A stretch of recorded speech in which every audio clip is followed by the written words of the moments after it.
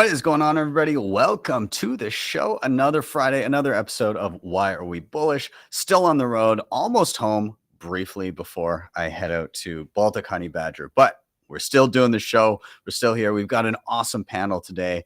Awesome people coming again to get bullish on a Friday. Who doesn't like that?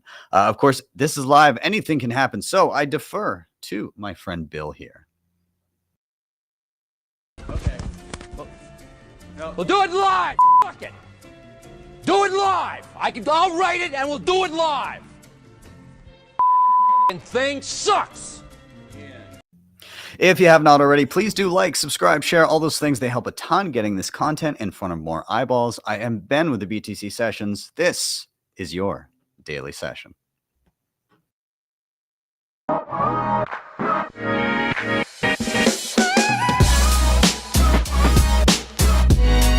HODL the Bitcoin.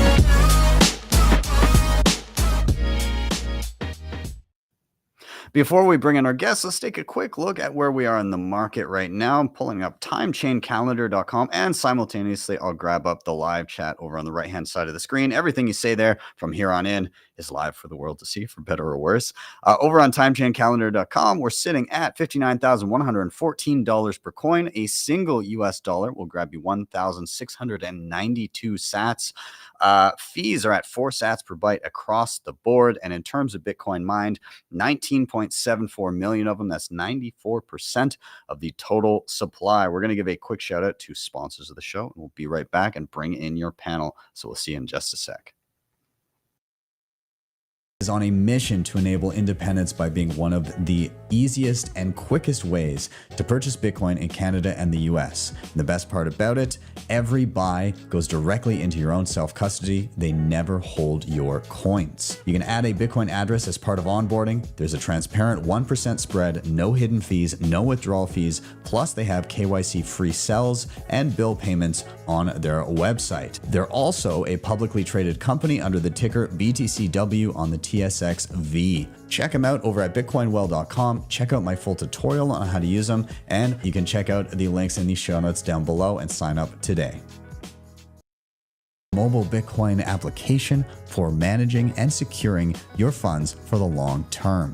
You can set up hot wallets for day-to-day spending or create digital vaults for deep cold storage. They also offer assisted multisig options as well as inheritance planning.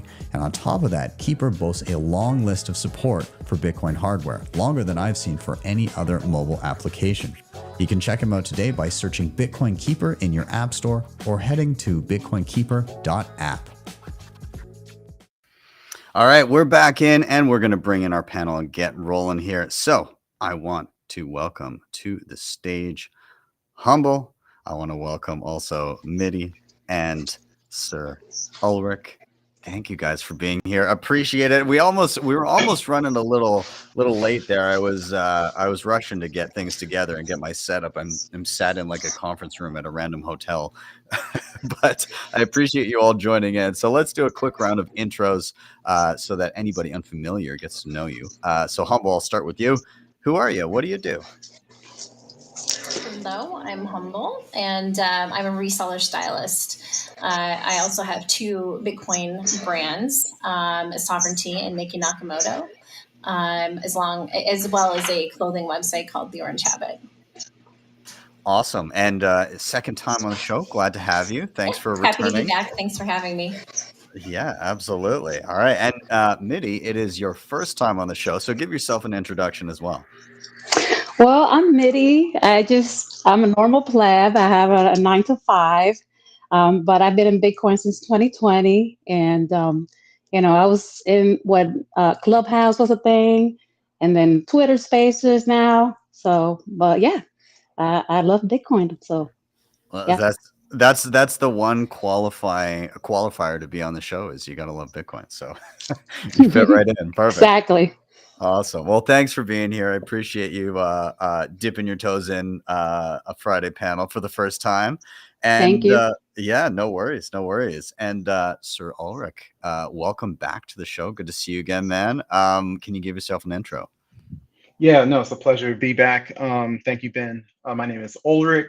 I go by Sir Ulric. My crypto pseudonym on Bitcoin Twitter.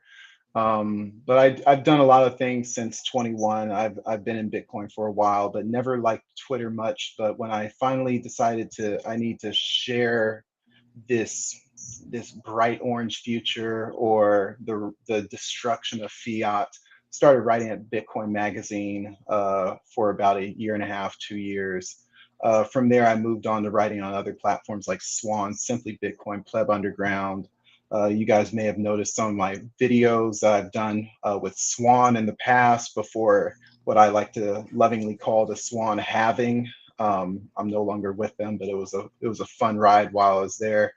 And I've done a few other projects, Declaration of Monetary Independence. You'll see me wearing the captain hat at the Bitcoin Nashville. It's fun to socialize with everyone, and just use the energy that I have when I'm not working my engineering job in my IRL world, just to kind of share, what I think is the future. And it's a privilege to be on stage with these two ladies, and Ben as well. Awesome. Well, I'm glad to have you back, man. Again, unfortunate about that particular having, but I think that Bitcoiners, if anything, are resilient and are able to pick up the pieces and come back stronger than ever. So, I'm bullish on Bitcoiners for that very reason. But yeah, thank you all for joining on a Friday. Everybody that's watching live right now, of course, this is Why Are We Bullish? If you're unfamiliar, very simple premise to the show. Each of us has come with a reason for being bullish in and around Bitcoin. It can really take any form, a personal experience. It might be an app or a book or a news event, or it doesn't matter as long as it makes you bullish. And so the flow of the show is as such. Number one, somebody is going to drop their reason for being bullish. That's going to be their chance to rant and discuss and get off their chest whatever they're currently excited about. Number two, all together, we're going to riff on that reason, comments, questions, discussions, whatever rabbit holes we decide to go down.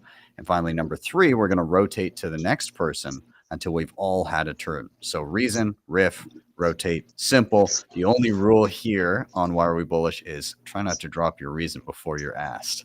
But besides that, we're going to dive right in. I'll start us off the hop. My reason's relatively simple, but continues to be a pervasive one, and I've brought some visual accompaniment to show exactly why I'm bullish. I'll start it off with I'm bullish because politicians are addicted to printing money. It doesn't matter what side of the political aisle it is. They like every politician, in order to attain office, or depending on what type of office you're holding, in order to hold on to office, is going to promise things that cost money, and they're going to need to continue promising them in order to get votes and bribe voters into voting for them, at which point that will drive more government deficit spending, at which point that will drive more inflation, at which point that will also require money printer go burr, and it's just an ongoing cycle. And with Bitcoin, we have a way to just kind of step outside of that system and use the money that nobody can print for free. So the reason that I came to this particular reason for being bullish this week is, we're getting into the American election cycle, and that's coming up in a few months here. And, in Canada, we'll get the same thing next year. But a fun little promise that I just saw the other day, earlier today, is that the Harris campaign they're announcing that they plan on giving $25,000 first home buyer subsidies and $6,000 tax credits per child for the first year of the baby's life. Basically, again, like, hey, here's some money, vote for me kind of thing. And again, that's in no way exclusive to any particular political party, but like that's a pretty large promise. There's 380 million people in the United States.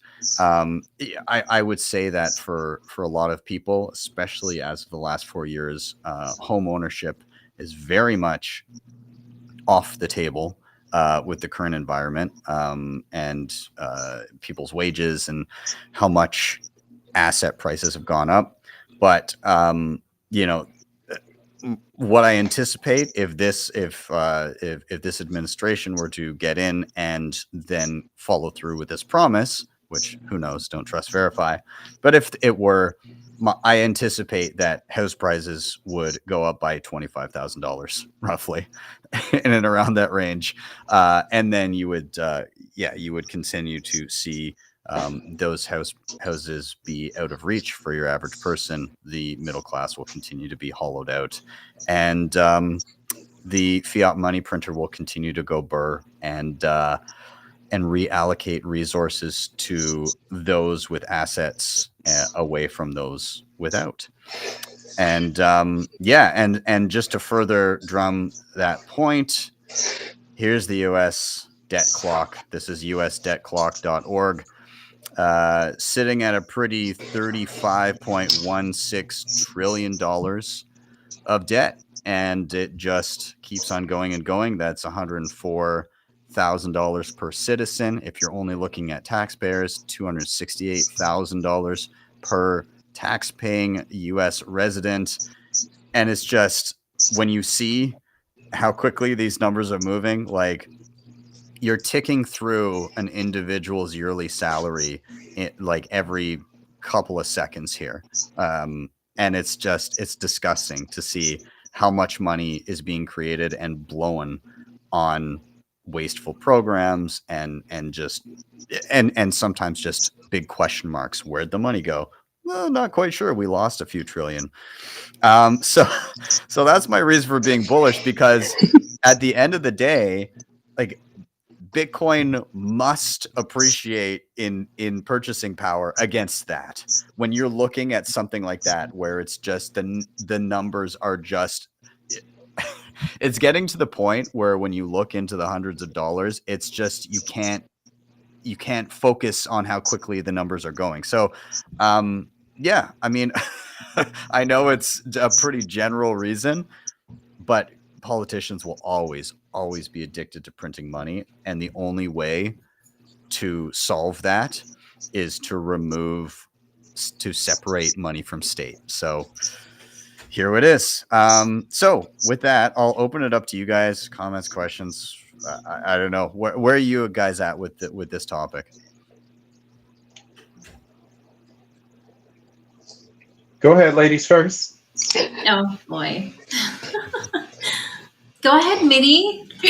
No, you start. The thing that came to mind when you were talking is, I mean, what is it? It's a $6,000 child tax credit as well. Mm-hmm. I think is what she's proposing, right?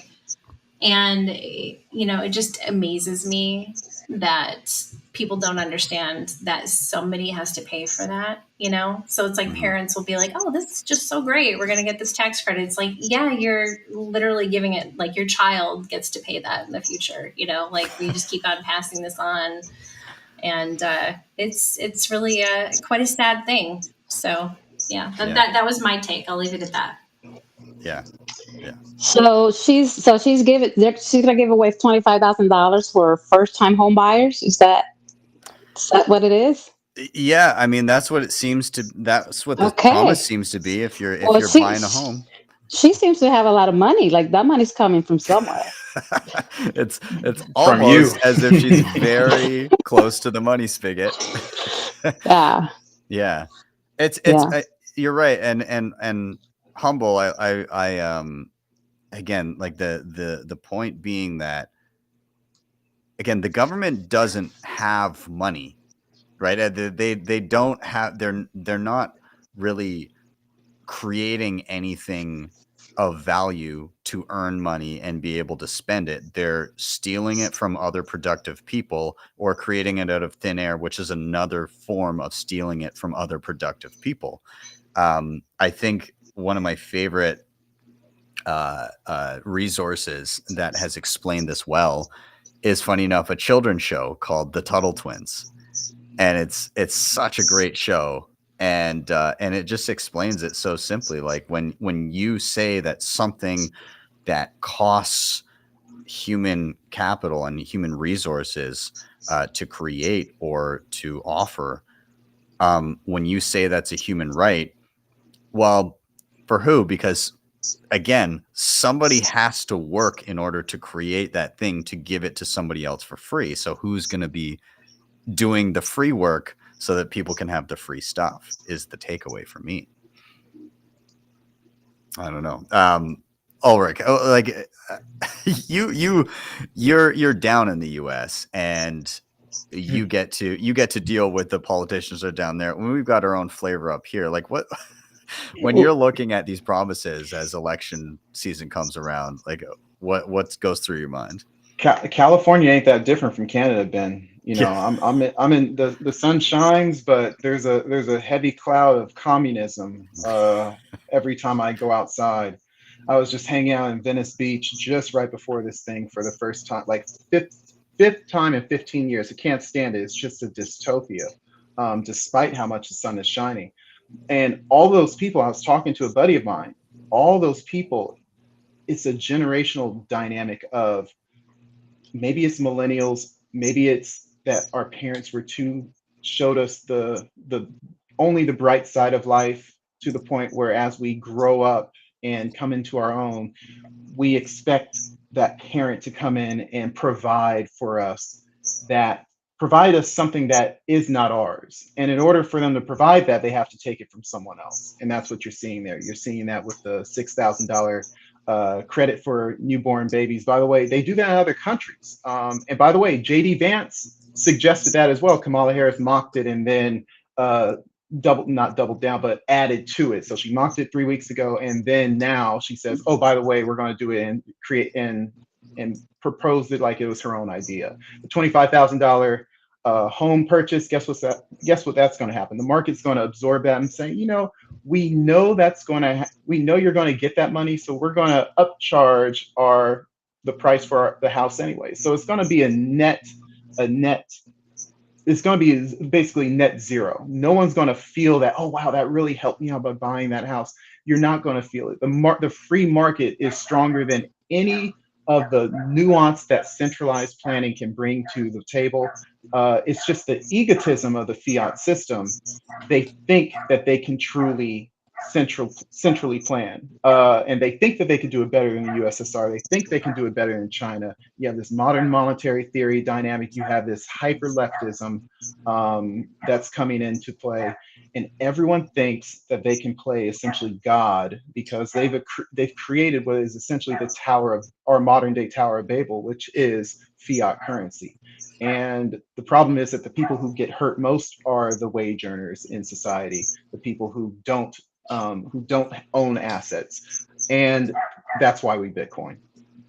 Yeah, 100%. And it, again, it's not the only, how should I say? It's not the only fiscal and monetary quackery that we see out of campaigns. Like there's already been chats or calls for price controls, which, you know, good luck on that one. That's worked out in every other country that's executed them.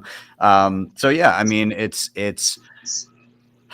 sometimes it's exhausting, because I feel like if there's enough space in between bad ideas, they just need to be learned again and again, and nobody picks up a history book and sees, oh geez, when they did this last time it was horrendous, maybe we should like pump the brakes on this one for the second time, third time, fourth time, 1,000th time.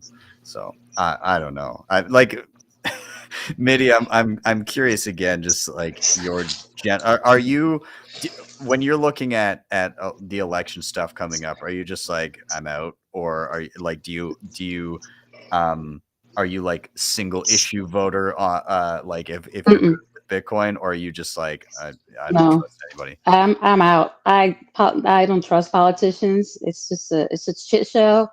Yeah. It's you know.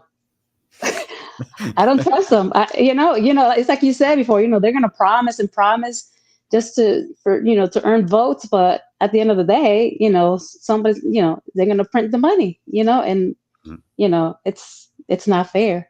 So that's why I Bitcoin. Yeah, I mean, we've all. I wonder how long it'll take society as a whole to recognize that these promises they come from somewhere. And again, humble, like you said, it's the kid who gets the subsidy is going to be paying back the subsidy later in life plus interest. So it's but hey, round and round we go, and maybe we can escape, and maybe we can stack a few stimmy checks worth of Bitcoin along the way and turn it into generational wealth. So but anyways, I'll put a bow on my topic here. Moral of the story is they will keep on printing, so keep on stacking. But with that, Humble, I'm going to toss it to you. I'm going to queue you up for the same question everybody will get. Why are you bullish this week? All right. Just wanted to thank you again for having me on here with my lovely friends. Very happy to see them. It's awesome. So, I guess kind of what we were talking about before, but I'm bullish on people waking up to Bitcoin. Like we say that every now and then, but there are so many events that are happening in the world that I feel the conversations that we've had, the seeds we've planted, I guess you could say, with family and friends, maybe the wheels are turning a little bit, right? You've got suppression of speech and in the UK on social media, people are getting jailed. Things that, like we kind of heard of a while ago, and maybe even some of us thought, nah, they'd never do that, but now they are. So I'm bullish on people starting to say, this isn't right. What happened to the fact that we were supposed to be able to speak freely, even if we disagree with each other? And this is how we have great conversations, how we learn from each other, how you can have a certain point of view and then learn from somebody else who has a complete opposite point of view. It's just like, you don't want to be kept in this echo chamber, but they're trying to keep us in their little echo chamber, So I'm really bullish on people starting to place more value on freedom and place more value on, we're not at this point a communist country. The UK isn't either. So like, what's happening and why is this happening? It doesn't make sense. So I'm hoping more people will be waking up to Bitcoin by questioning world events. I like that. And it's Bitcoin and tangential technologies as well. I find people are starting to kind of clue into, like, privacy tools, even like social media, like the fact that Nostr exists in and of itself is a big vote for freedom of speech. But yeah, you're right. Like there's the UK thing is crazy. People being potentially arrested for retweeting something, like not even writing. So like, it's like you amplified speech that we don't like. So like off to the gulag with you. But you see, like Venezuela and Russia both have banned Signal Messenger. And so like obviously they're having an issue with people being able to speak privately there. X is also banned in Venezuela, which I suppose Nostr can now kind of be shown in a light where, well, okay, if one thing can be banned, this other thing cannot. But yeah, and then monetarily, like when you cannot use banks, when you get blacklisted, what are you going to do? And thankfully there's an app for that. So there's a network for that, I suppose. But yeah, I mean, I'll let Ulric and Midy chime in here, but it definitely, I would echo your sentiment that freedom is being encroached upon and freedom is pushing back. I'll go first this time.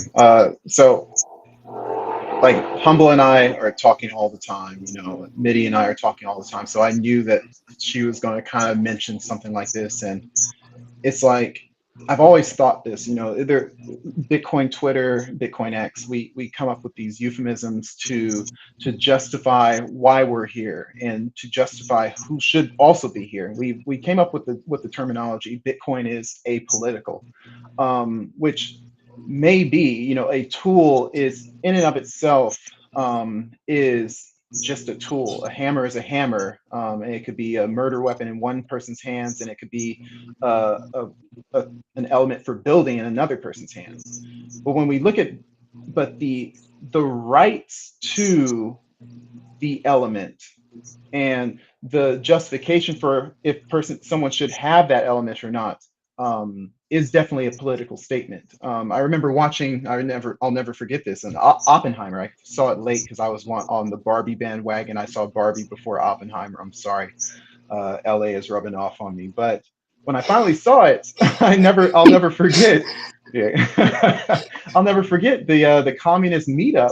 The girl said, property is theft. I'm like, oh my gosh, property is theft. I remember like taxation. We say taxation is theft. So the idea that Bitcoin is inherent property, and you are essentially a sinner. You're essentially a wrongdoer to a large contingency of people by just owning Bitcoin. And people will come after you for that. People will come after you for your right, your inherent property right to speak, which is happening in, of all places, the UK, where we're supposed, Magna Carta. I guess they don't really care about that kind of stuff anymore.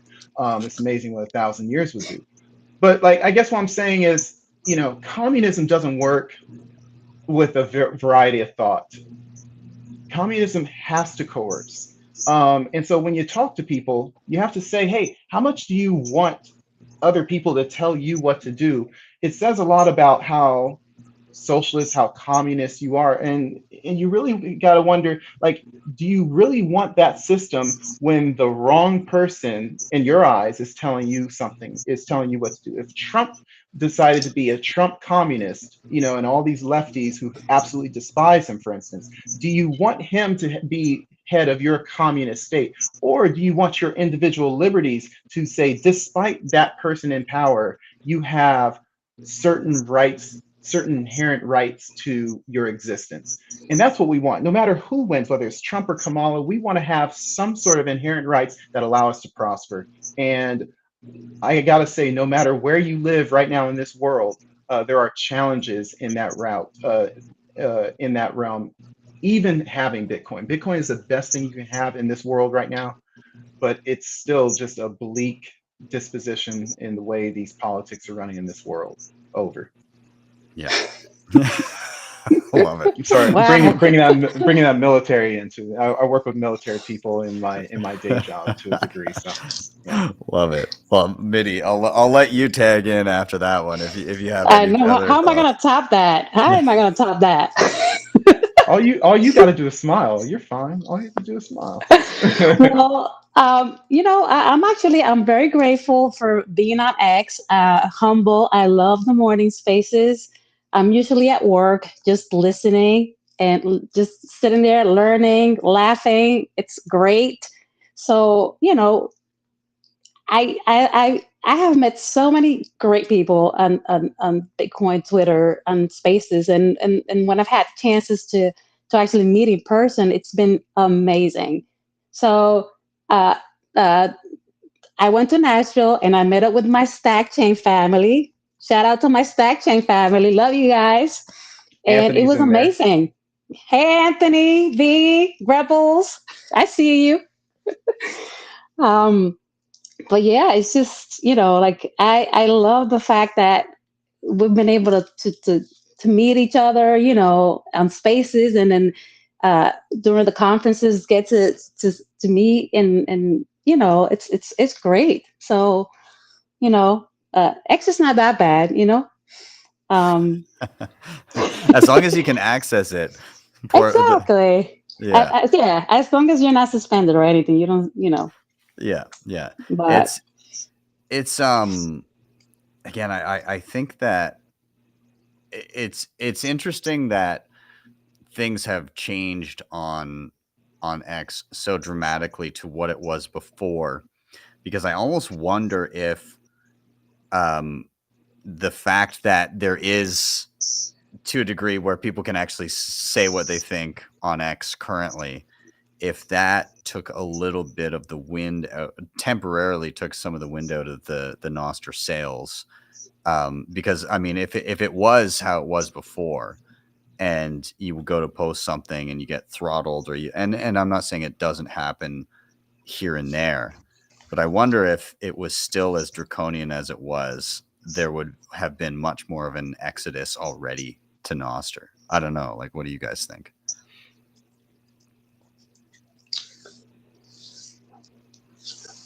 Not all at once. Well, I go to Nostr, but not often. I go to Nostr not too often, but I do try to be there and post, and but for some reason I don't get that engagement that I get on X. Most of my friends are on Twitter. Yeah. I think. So. Oh, go ahead. No, I'm done. I think yeah, Nostr is like this. It's everyone's waiting for Lightning to explode. Lightning is still in its infancy, and so technologies need this long loading ramp. I don't know, I forget the technical term while live, but it's like you need to get these hours in where you establish this foundational use case before you kind of evolve, before you level up in terms of like usage and time in app.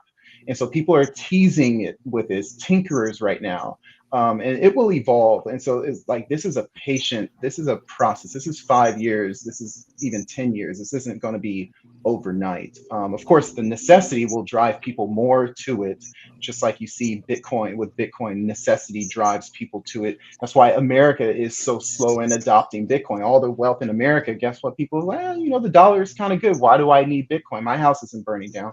Talk to people in Nigeria, talk to people in Venezuela. And of course, there's more urgency, but less capital. So I'd say when it comes to Nostr, like, I'm patient. I have an account, but I'm generally inactive. I don't have a massive following. I don't have like, I have to make sure my Nostr people hear what I have to say. They don't give a shit. So it's like, I'm kind of like, I got my app, I got my infrastructure, got my my relay. So when it's time to be there, it's a switch over, and communication still is manifest. But Twitter, I think it's still good enough, at least for us Americans. I can't say the same for Venezuela. I wouldn't be surprised if UK shut it down. I dare them to. Oh. Yeah. I'm sorry. No, that's all good. Humble, I don't know if you had anything else you wanted to tag in there before. I'll just echo that sentiment. I think it's going to take a while for it to catch on, and that's fine. They've got different things that they're working on, and I have a presence there, but I barely use it, just because it was just such a crazy thing to kind of get started and understand. And there were certain apps that were available, and then suddenly they weren't available, and it's like, and it's like, now I feel comfortable posting how I really feel on X. There was a period of time where I maybe wasn't comfortable with that. And it's kind of like a venting thing. It's like, if people see it, they see it. If they don't, they don't. But like, I know this is how I feel. And it's almost like this historical record too. Like, this is what's happening now. This is how I feel. You can look back and be like, oh, okay. So yeah, I think X is good. And I have high hopes for Nostr in the future, just not right now. Yeah. Fair enough. I mean, but you know what? I do want to say that when I do go on Nostr, it's nice to get sapped. When you post something, you don't get that on X. So I really like that. So I try to, be there, on a daily basis, and just, put something in there. Yeah. I mean, there's a few things. You so things. greedy. You just want the sats. No. I share my, my positive quotes that I love to share on Twitter as well. I think I'm all positivity. I'm all love. Yeah. It is a nice way to show support. Sorry, go ahead. No, I was also going to say it's helpful too that the rage algorithm isn't present there, because like sometimes I'll get on X and I know it's serving me stuff that's just going to rile me up, to be like, oh God, I hate this. And you got to stop yourself of like, do I need to interact with this individual? And, sometimes I'm able to resist the urge, and other times I get way too deep into an argument I didn't need to bother myself with. Whereas on Nostr, it's just kind of, you see what you see, and it's not programmatically feeding you things to rile you up and get you interacting. So it's and maybe like it's a feature, but it also comes to a detriment in terms of quicker onboarding of people, because that addictive algo isn't there to keep you there, right? So yeah, it's a double-edged sword, I suppose. Well, and it happened so fast with X. Like yesterday, I had I watched a video, and it was on something that I'm not normally watching a complete video on, and I thought I was in the comment feed of this video, because like every single thing that was on there was relating to the video I had just watched, and it wasn't. It was just suddenly my feed was showing me everything regarding that video that I watched, like that subject. So I was like, okay, that's a bit much, you know? So yeah. And I think we have to kind of understand that. As long as you understand it, you can handle it, right? Yeah. Yeah, exactly. Yellow's making fun of my disability in the chat right now. You know what, Thanks, Ben? Yellow. I want to say something. So I don't know if you remember, you posted regarding your 40th birthday next year. Yes. Oh my gosh. I don't know if you saw it, but I hate injustices, and it just riled me up. And my Stack Chain brothers, they all came to my rescue. Oh my God. And they trolled that guy so bad. Oh yeah. It's hilarious. Anybody's missing context here. I innocently posted the other day, because I usually don't do anything for my birthday, but I figured 40 is a bit of a milestone, so like maybe I'll go somewhere for that. And I just said it'd be cool to celebrate my 40th birthday with some Bitcoiners. And somebody like strung together some narrative of like me going to pretend I'm rich in a third world country, and like, like the facade of Bitcoiners, like the only way that they can, like, first of all, I'm not trying to be like, oh, look at me. Like, I find Bitcoiners are quite the opposite. Like, no. I'm going to act poor, even if I've stacked early, because I want to stack more sats. And two, I don't want anybody to know if I've stacked a lot of sats, because I don't want that $5 wrench attack to happen. So like, I feel like it was kind of anyways, she just like kept posting over and over, and was like angry at the world. Anyways, I know. You know what? That misery loves company. People, they have nothing else to do with their time but to dispute negativity. Yeah. A bunch of trolls. It happens, but that damn algo got me. Yeah. For that one. Yeah. But anyways, it's anybody in the chat. It's not my birthday until like March next year. I'm just kind of like early figuring out, if I want to go somewhere or not. But anyways, besides the point. With that, we're gonna do another rotation, but before we do, we're gonna do two things. We're gonna do our last quick shout out to sponsors, and we're gonna give away some sats. So everybody that's watching, to the 2,000 some odd people that have tuned in so far, get your Lightning wallets ready, because as soon as we're back, we're going to have a chance for somebody to snipe some sats. So we will be back in just a moment. We'll see you when we get back. Com has some of the best hardware on the market today to secure your Bitcoin. The Cold Card Q is an absolute powerhouse and is my daily driver. And on top of this, they have plenty of other goodies, including the Mark IV, the Tap Signer, Open Dimes, the Block Clock, and much more. If you head over to their website, make sure you use code BTC Sessions at checkout to get a nice discount. Links are in the show notes down below. Bitcoin Lightning wallet built with simplicity in mind.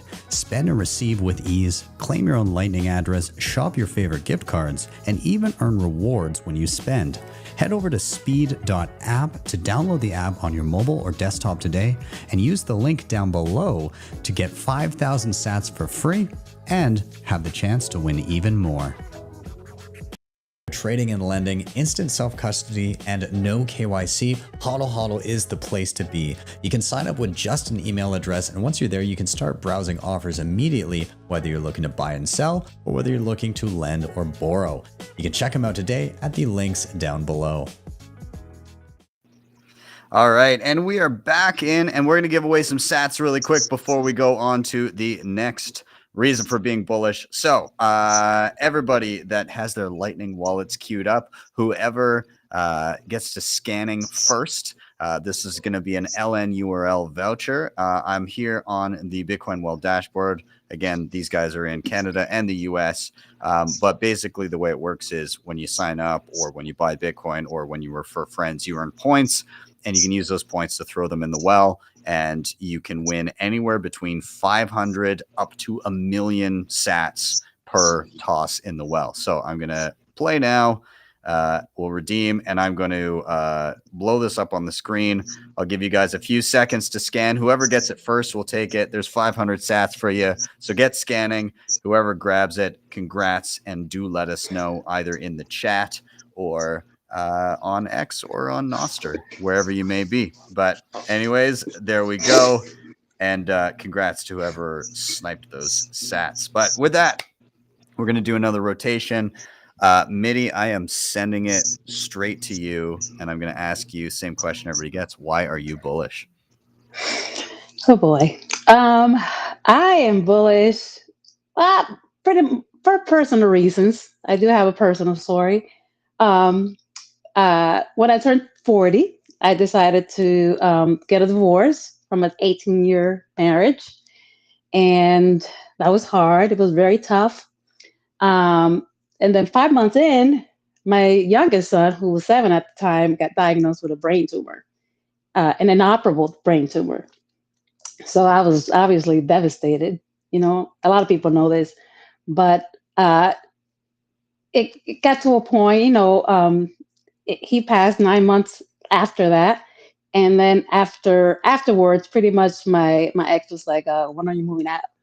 So I pretty much had to move out of the house, and I found myself with nothing, absolutely nothing. We were going to use the house for, like split it and stuff like that. But everything got spent trying to save my son, practically. But but there were times where I would just pray and say, like, what am I going to do? Like, I pretty much have my job, and that's it. That's all I have. Like, I have nothing.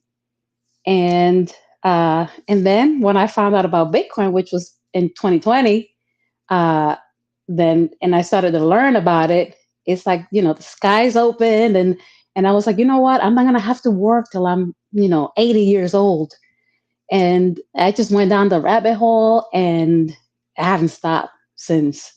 So I'm so grateful. I have met so many amazing people, and I know I'm not going to work till I'm 80. And every day I just keep stacking sats. And with the help of my stack chain family, like I wouldn't have more sats if it wasn't for them. So I want to thank all my stack chain family that I have more sats than I would have. So that's why I'm bullish. That's awesome. You can find a pretty great community with Bitcoiners, I think, and that's kind of what comes through there. That to me, it sounds like you've found like your tribe with the stack chainers and the yes, the Bitcoiners, and yeah, like tell me a little bit about your first like foray into meeting all of the Bitcoiners that you know today. Like how did that come about? So like I said before, I used to go to the clubhouse spaces, and my first conference that I went to was in 2021. But the people that I knew from spaces, we weren't like close, or it wasn't. I never really interacted because, like as I do now, I usually just go listen. I love learning, so I just sit on the and just listen and learn, and that's how I've pretty much have done ever since. But Then in 2022, I was invited to be part of the Swan Force, and I did that. And I met a group of people. That's when I met my dear Humble. 2022, Miami, 2022, and that was awesome. And I've met a few of the other guys. And in 2023, beginning of 2023, then I met my Stack Chain family, and that is my tribe. I love them. And it's just, and when I got to Nashville, I got to meet them in person. So that was like a great experience. That's awesome. There's nothing better than getting in a room with Bitcoiners, especially for the first time. Like that Yeah. feeling of I'm not crazy. Yeah.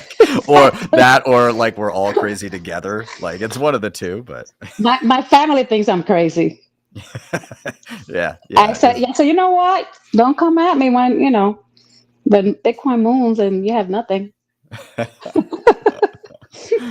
Yeah, no, that's, I mean, again, it's like a harrowing story, but again, the silver lining and the light at the end of that tunnel of finding a community of, like-minded, loving people that you can grow with. I think that's fantastic.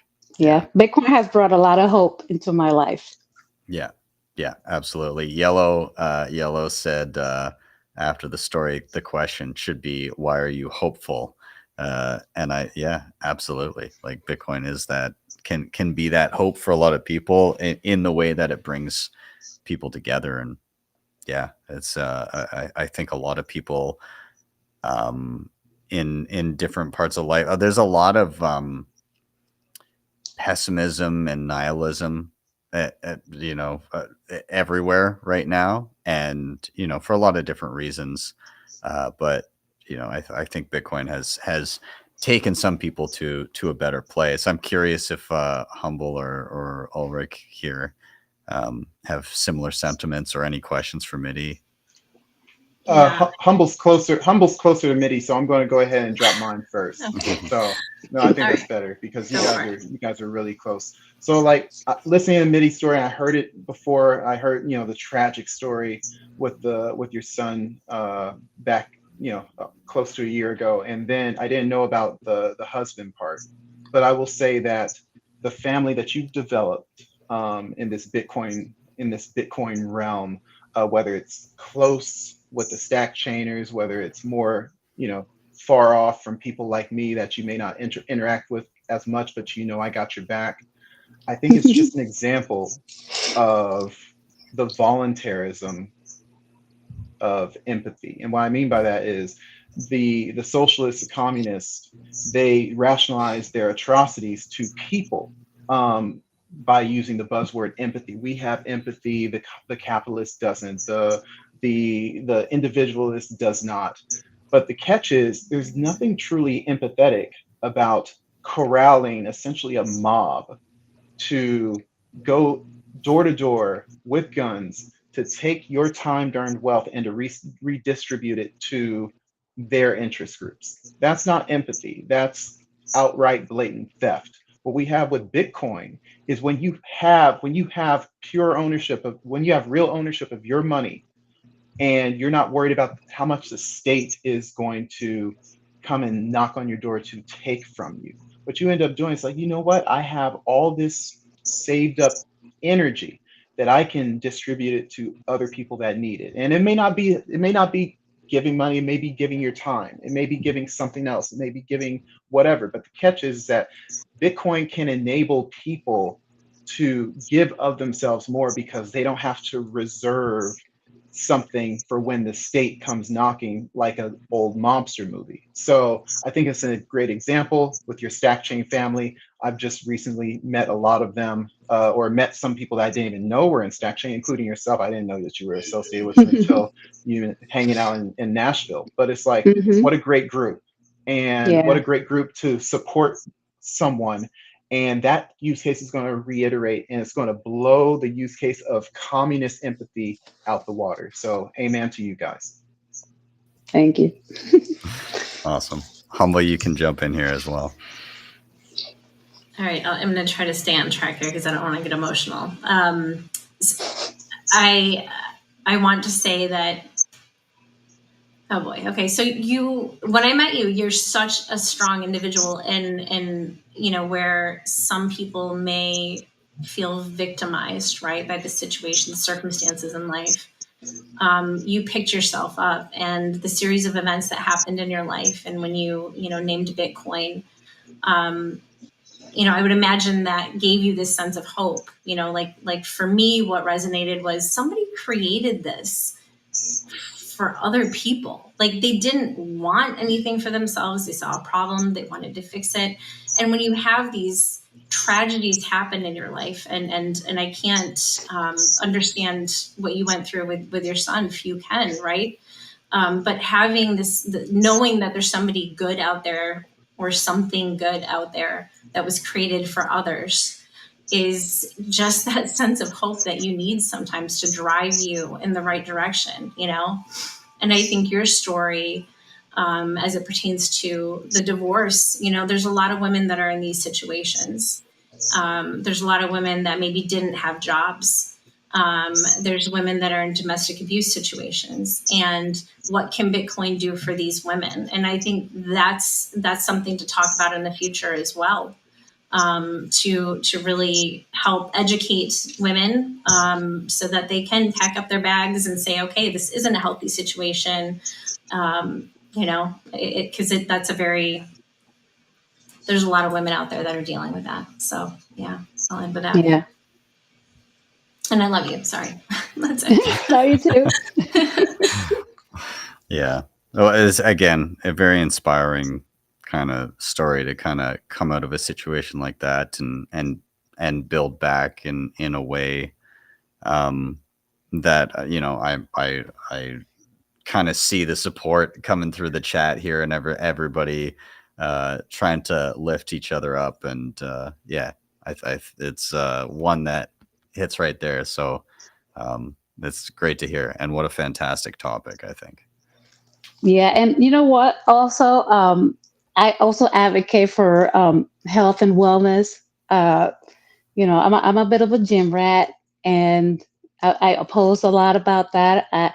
Yeah, I was told once that I was not normal because I wake up at 4 a.m. and get ready to be at the gym at 5, and that's okay because it works for me, and it actually works. It like working out has helped me so much. People don't realize that working out is just not to look good, to have a nice body. Working out for me, it has been for my mental health. It has helped me get through, in addition to the support that I've gotten from my family, friends, uh, working out and eating healthy has helped me like tremendously. So that's important. And that's why I advocate for that. I love that. Yeah, it's interesting how these tangential topics to Bitcoin kind of like people they see the idea of bettering the money, but then also start to question other parts of life, or people that already have some good habits around that can come to Bitcoin. It can be the other way around as well, but like I think Bitcoiners in general, once they understand Bitcoin, they start looking at ways of bettering their own situation as well. Yeah. Yeah. Well, that's awesome. Well, that was a fantastic topic, and I'm really glad you shared that story. So thank you for that, Midy. You're welcome. Yeah. Awesome. Well, I guess the only thing left to do is do one more rotation here and toss it down to Ulric here. And same question, man. You get to round us out. Why are you bullish this week? Yeah, man. I would say I'm bullish on the concept of the insecurity of the ops, or the insecurity of the opposition. And I guess what I mean is, well, so I have this quote from The Art of War. Where was it? I had this quote that I was looking at. The Art of War, Sun Tzu, he said, attack him where he is unprepared, appear where you are not expected. And I think when we look at the world, that the world wasn't ready for rapid technology changes. And when I mean the world, the people that own the world, the fiat regime, the fiat, the legacy financial system, the legacy monetary power, they didn't realize how fast certain things would become adopted, or how hard it would be to get rid of things like decentralization, individually run institutions or infrastructures like the Bitcoin network. And I think that politicians, because they're so used to being on the forefront of everything. I mean, you see the net worth that goes up when they come in as a bright-eyed, bushy-tailed, representative, and they leave with 10 figures in the bank, multiple 10 figures. Elizabeth Warren, or George W. Bush, it doesn't matter. Whether you start off poor, start off rich, you become wildly rich. Because why? Because you have the insider trade on literally everything but Bitcoin. And they didn't see that, and they didn't want to see it.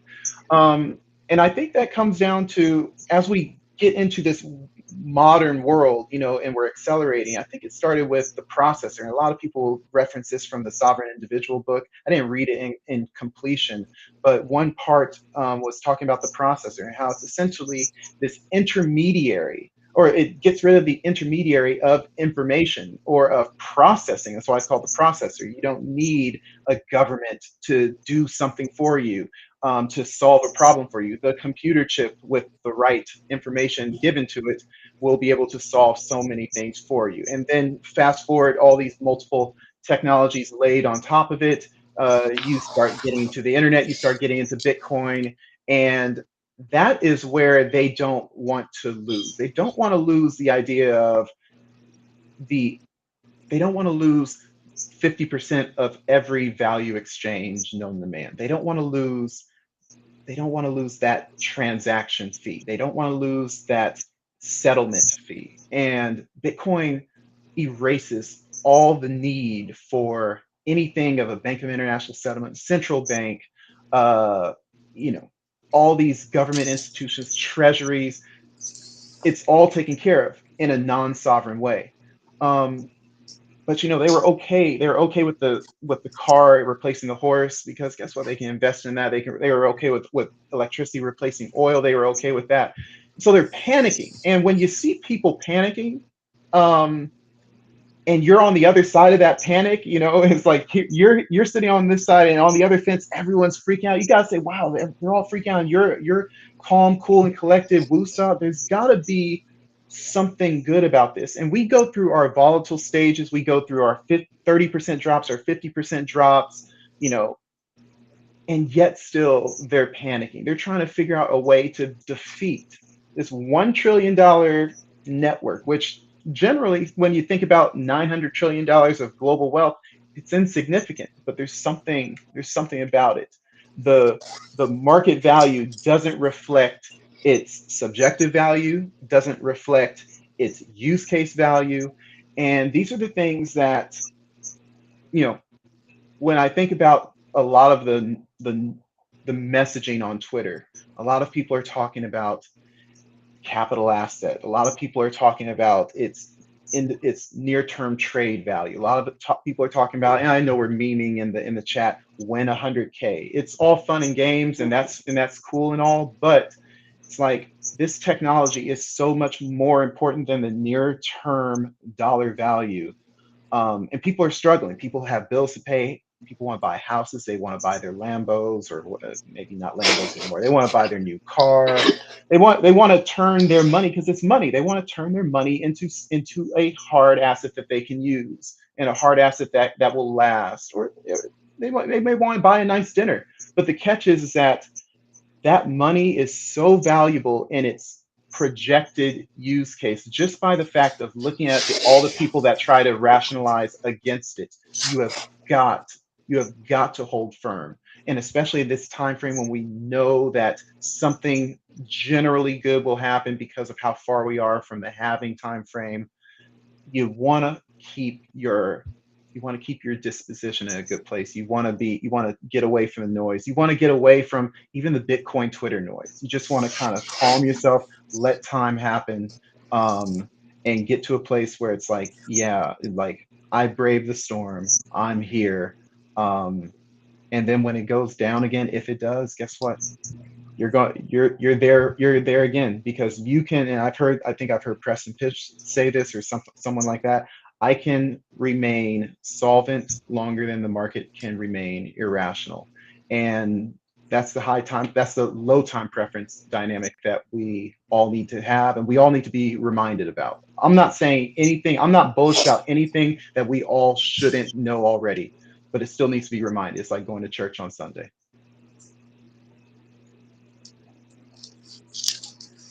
Sorry, I got muted there. No, I think it's great. Again,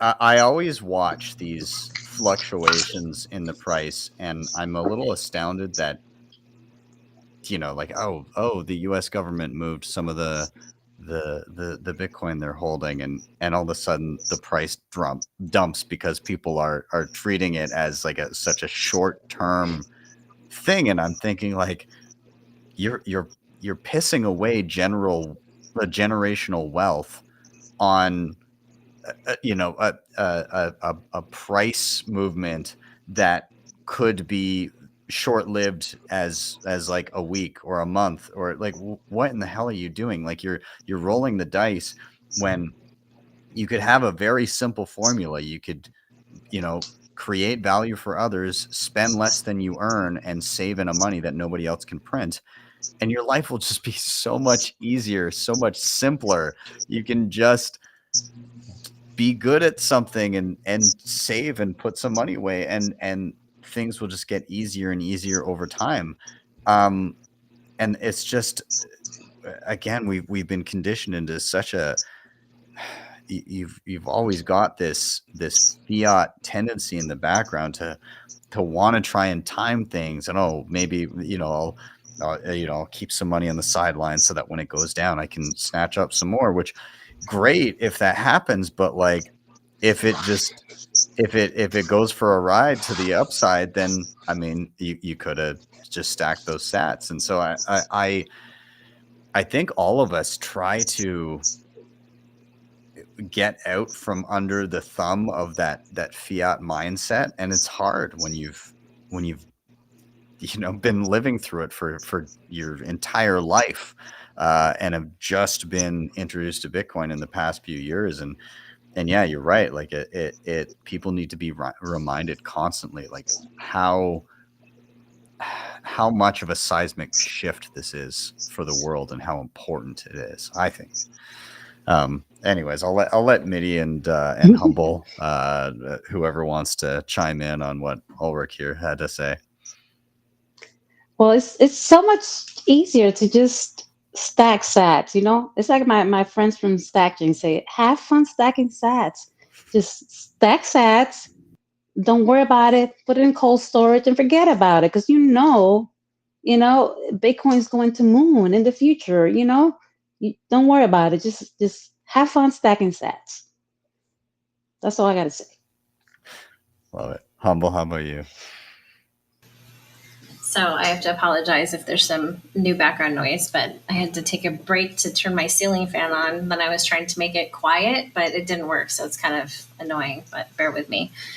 I had some great advice given to me from a gentleman on Twitter named Hao. And we had both kind of, was it 2022, I think, I was trying to think of a time to buy back in, because it crashed. And this is when I was like trading crypto back in the day, like all that stuff, right? I was still dealing with that. So I pulled as much out as I possibly could. And I'm like, oh man, I don't know when I'm going to buy more. And so Tao and I were dealing with that. And then a friend of mine, Satya, had said, do you believe it's going to go to 100,000? And I'm like, well, yeah. I mean, yes, it will. And then somebody said, well, do you believe it's going to go to like 500,000? I'm like, yeah, I believe it will, for sure. Yeah. Then what are you waiting for? Just buy in now. Just do it now, because nobody can predict what's going to happen. And that's very true. I sat there Of course, I didn't listen at first because I'm like, oh, okay, well, that's great, but I still think I know more than everyone else right now, so I'm going to do what I want, right? But it's like, nope, that was the advice. And then you don't have to worry about it anymore, you know? I mean, it's there, and like Midy said, you just put it aside. Like it doesn't even, it's there, you know it's there, but you don't have to worry about it. You don't have to have access to it. It's for your future. You're good. So yeah. Yeah. Yeah. I think that's on point. Like if as soon as you start overthinking it, then you know you're you're going in the wrong direction. Just like, again, put it away, save it. Again, I'm a bit more of a psychopath in that I'm like actively living on it. I felt like having just my savings in Bitcoin wasn't enough. I just needed to be like fully down the rabbit hole. But I mean, it's made me a better saver in that every expenditure beyond my monthly bills is an active decision of, you know, do I want to spend this Bitcoin or not? You know, if I have dollars in the bank, then it's like, well, whatever. It's the dollars, who cares? But when it's sats, it's like, okay, well, do I need this? I don't know. Like, and it becomes a bit more of a conscientious process of what my expenses are. So yeah. Hey Ben, really really quick to cut you off on that example. It's so funny. The legacy finance system, they would consider you a bad actor. They're working against you to create velocity of money.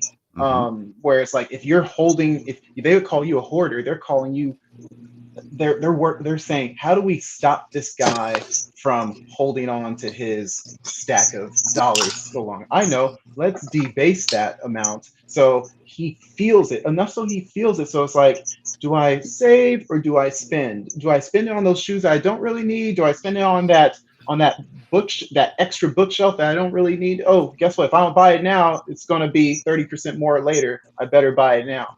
That's good for the Keynesian economy. And so it's like, we're flipping that on its head. And so like that perfect example, you living more so on a Bitcoin standard than a lot of people, you are becoming more Austrian, more critical of every single micro unit that you spend.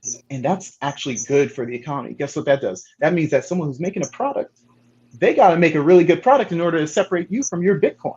And that means that everyone's getting a better deal. Anyways, that was it. Sorry. Yeah, no, I love that. And that's very, very true, because, and funny enough, some people might interpret that as thinking like, oh, you must buy really cheap stuff all the time. It's actually the total opposite, because when I actually need to get something, I want something that's going to last for a long time and be really good. So like, rather than go get the crappy IKEA kitchen table, I went and I had my friend who builds stuff locally build solid oak bases and like a granite top and everything. That thing weighs so much, it will still be standing there when the house burns down eventually. That's right. Like, it's like that thing is never being moved. But are you telling us where your C phrase is? Yeah. So I mean, like, again, it changes a little bit of how you approach things, and you're more likely to get the better quality item that takes you maybe a bit longer to save for, because you know it's going to last you forever, rather than the trinkety crappy thing that you're going to replace 5 times inside of the next calendar year. So it definitely plays with you a little bit, and I see that a little bit with what we're doing in Calgary with the SAT market, where we've got local merchants that are coming together and offering services and goods and everything for Bitcoin. They're being more conscientious about the product that they're putting out there, because people will go to the market and they'll say, oh, I'll grab some of this and this and kind of support and everything. But the next time somebody comes to the market, if something wasn't that great, they're not going to spend sats on it again. They're going to go to one of the other merchants, and we're starting to grow out how many merchants we have. And so, you know, there's some gentle competition going on there, and we're seeing like a flight to quality rather than just like quantity crap, right? Like people aren't let's take Bitcoin art as an example. People back in the day would be more than happy to buy like any trinket that just has like a Bitcoin B slapped on it. It's like, okay, cool. Like there's nothing else out there that has this on it, so I'll grab this keychain that is like okay. But now it's like, no, if you're putting out a piece of art, you actually need to create something that's unique and speaks to people, and so we're getting this kind of this Bitcoin, like an art renaissance, and some of the incredible artists that in and around the Bitcoin space that have come out of this and have really carved out a niche of their own. Again, it speaks to exactly, Ulric, what you're saying of it forces people to be better. And I always say it again and again, but I love this quote from Midy. He says, if you're offering a good or service and it's not top notch and you're selling to Bitcoiners, you will not retain that customer beyond the initial sale. But if you put out a killer product, that person will be back. So like it's people treat their purchases much differently with Bitcoin than they do with fiat. Yep, 100%. Yeah. Capitalism, imagine that. Yeah. It's a miracle. Yeah. Or we could just go for stimmy checks and price caps. I don't know. It's a toss up. Anyways, guys, I'm conscious of time. I'm going to start rounding things out here, but there's a way I like to finish the show each time, and I like to go around one last time, just asking you guys if you have any final thoughts, just any takeaways from the show that you'd like to echo one last time. But more importantly, I'd love you guys to offer some type of a recommendation, and this can take any form. It could be just a little piece of life advice that you have. It could be a recommendation for a book or a movie or a, an article you read, or even like an app or a device that you like using. So really anything that you think people that have been watching will benefit from, you can toss that out there as well. So I'll get started so you guys can stew a little bit. The takeaway here for me, the thing that stood out for me the most was kind of the community piece, because we're building a bit of a community outside of, we'll call it the legacy community. The legacy community is fraught with pessimism and nihilism, and is spiraling out of control into just doom spending and a hollowing of the middle class. And it's no wonder that people are feeling down and out, and aren't spending much time with each other anymore. It's just like you feel it, especially when I see my normie friends. I feel it. I found that Bitcoiners are overwhelmingly positive, even in the face of dire circumstances. There's hope to be had, and we're building for a brighter future, and people feel that, and so they exude that in their day-to-day interactions. And so that's why I love being around Bitcoiners so much, why I love going out and meeting other Bitcoiners and spending time with them. So I guess my piece of advice to tie into that is, if you haven't met other Bitcoiners yet, then for the love of God, go do it, because it's so worth it to be able to spend time with others that there's a common thread of hope between. So yeah, go meet your other local Bitcoiners. You can do it a lot of different ways, but look for a local meetup. Obviously if you're on X, if you're on Nostr, if you're there's Orange Pill app, there's even just look on meetup.com. There might be something local there, but just search around. And if it's not there, go forth and build it yourself. Make a meetup. Let people, put up a post somewhere. Let people know that you're hosting something, and you can be that mecca in your area that people come to when they get interested. So yeah, that's my piece there. I'll toss to Humble next. Any final thoughts, any takeaways that you have from the episode? And if you have a recommendation, feel free. So I'll just follow up with, we are not psychopaths. We've been coined psychopaths. You know, I mean, there's the what I think the far right, or maybe it's just the right, has been coined weird, and we were coined psychopaths before the far right was coined weird, but we're not psychopaths. It is an amazing community. I've never met such like truly empathetic individuals where cancel culture is kind of just out there, and you know, we say it like it is. We seek the truth. You know, we as in for the most part. So yeah, I think that that's definitely my takeaway and just the whole vibe. I mean, I'm always going to say that I'm bullish on Bitcoiners because of the experiences that I've had with, you know, some of the people that are on stage here, you know.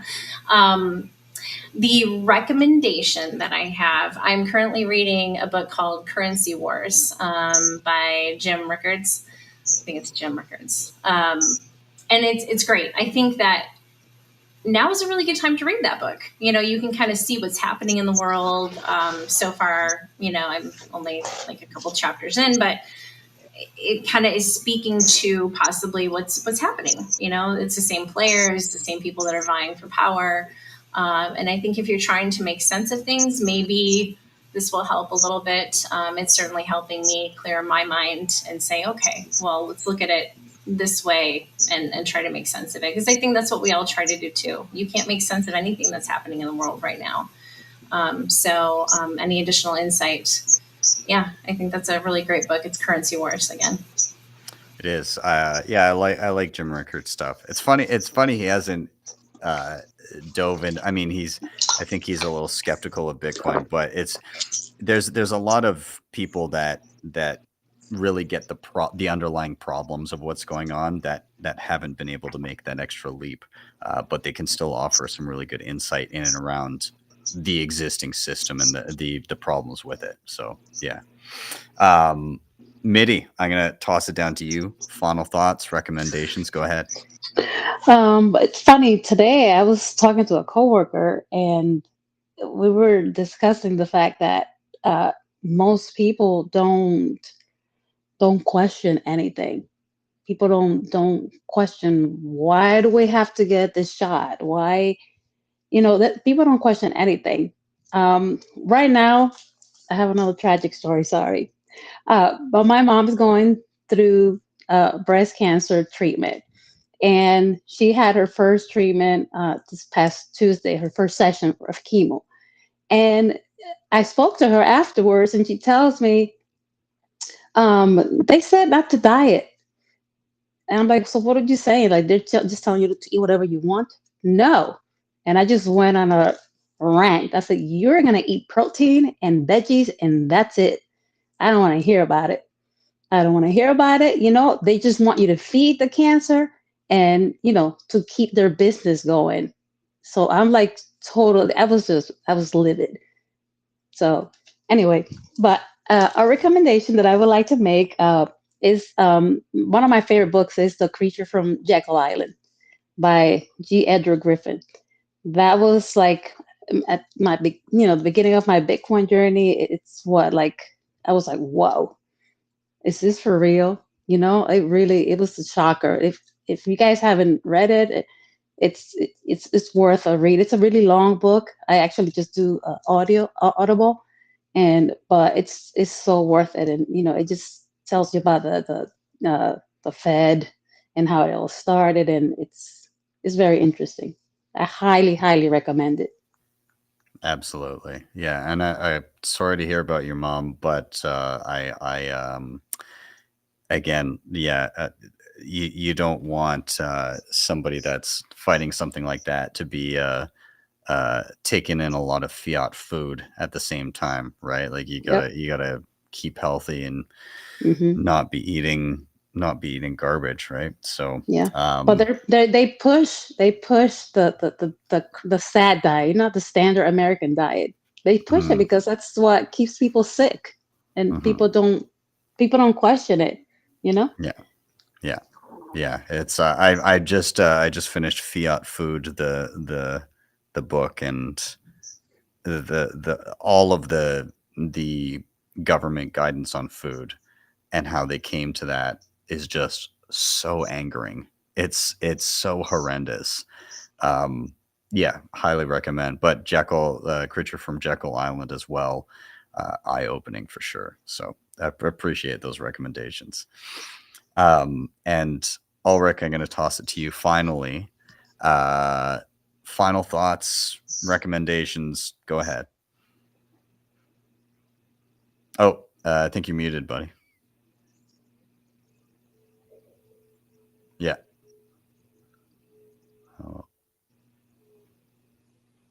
Oh, yeah. Are you switching from your headphones? No.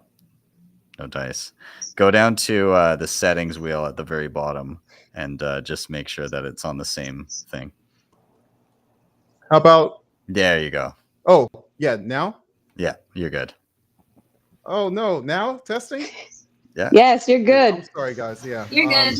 I may have messed up my audio. I can't hear you guys, but I'll fix it later. My Bluetooth died, so I had to change it, and it all messed up my audio. First, I want to thank Ben for having me. It's always a blessing to come on stage. You have a great product. All the things that you do, from just from the education with the tools to why are we bullish? It's just a great product, and I'm proud to be a part of it. I'm proud to be on stage with these two lovely ladies, hearing the stories that you both have. It's edifying, it's humbling. It keeps me on the straight and narrow just from my mindset.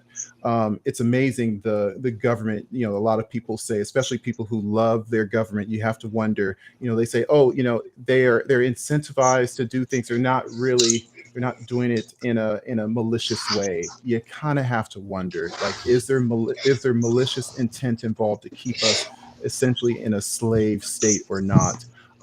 That's my final thought and my recommendation. Generally, like always, I like to promote my brother who does good work and probably doesn't get enough credit.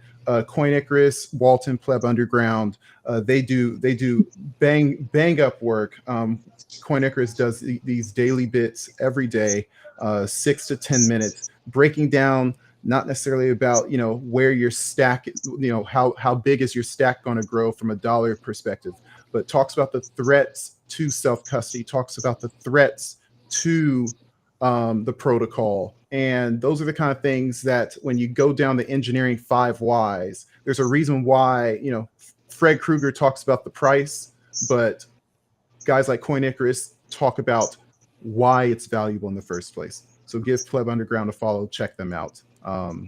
Over. Awesome. Well, I agree. They are fantastic. And again, Pleb Underground dudes, I love hanging out with them and seeing them. Walton gets around to all the events and everything, and I get to I tend to cross paths with him in various parts of the world. So but yeah, this has been fantastic. I want to thank all of you guys for joining in. I want to thank the almost 3,300 some odd people that tuned in and checked out the episode. Everybody in the chat for having all those comments fly by and offering support and everything. And yeah, I guess I'll just wrap it up by saying to all of you, thank you for coming and getting bullish with me on a Friday night. And all of you are welcome back anytime. Thank you for having us. Yeah, yes, thank you. It's good to see you again. For sure. Awesome. All right. We'll see you guys later. Have a good evening. And everybody that is watching, thank you guys again for being here. Be sure to check out all of our guests in the show notes down below. You can follow them and see what they're up to and everything with their handles down there. Also, be sure to hit up the previously mentioned sponsors down below, and you can like, subscribe, share. All those things help a ton.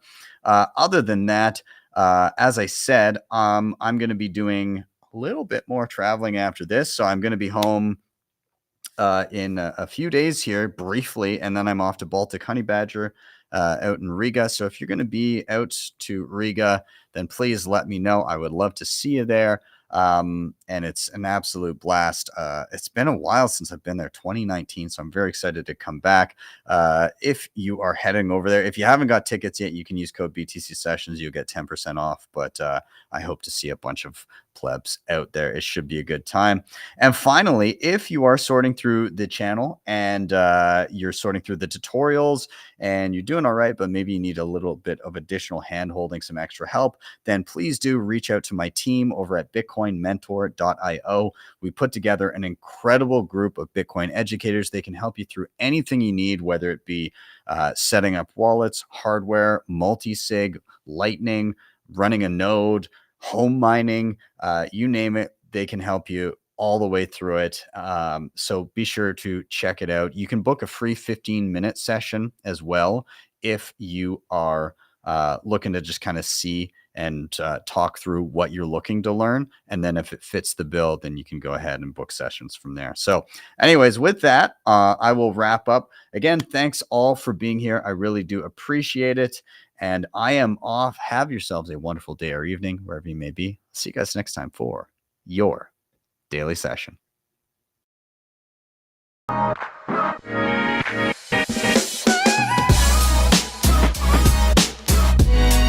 HODL the Bitcoin.